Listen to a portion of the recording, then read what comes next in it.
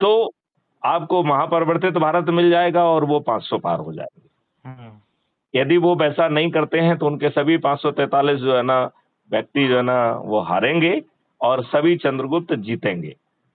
और जो राजनीतिक पार्टियों के लोग जो समझदार हो जाएंगे, जो बहती गंगा की धारा को समझ पाएंगे, वो क्राइम फ्री भारत मिशन से जुड़ जाएंगे, अधिक से अधिक लोगों को जोड़कर मेरिट लिस्ट में आएंगे, एमपी भी बनेंगे और वो मंत्री भी बनेंगे और उसके लिए उन्हें 5 पैसे खर्च नहीं करना पड़ेंगे, किसी की चाटुकारिता भी नहीं करना।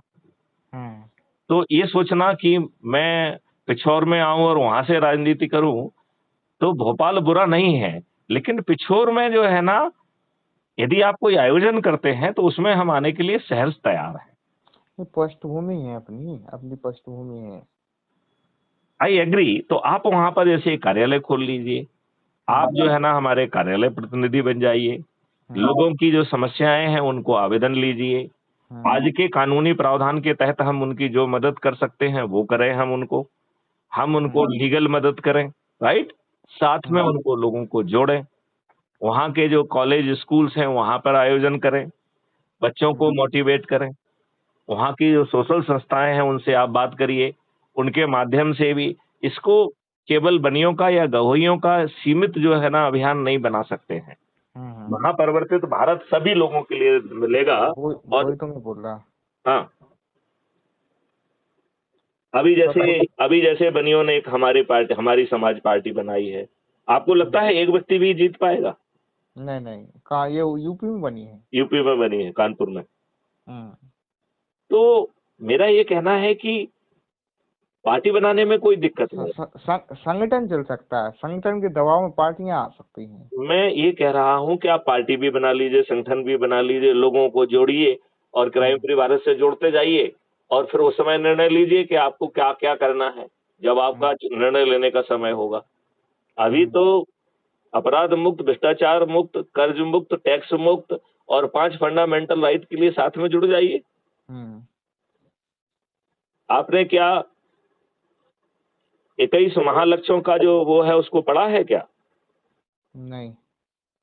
मैं आपको दोबारा भेजता हूं, वैसे तो कई बार भेज चुका हूं, उसे बारीकी से पढ़िए और आप ये बात भूल जाइए कि मैं पिछोर आऊं, पिछोर में आप कार्यालय खोल सकते हैं, मैं आपको कार्यालय प्रतिनिधि बना सकता हूं अपराध मुक्त भारत मिशन का।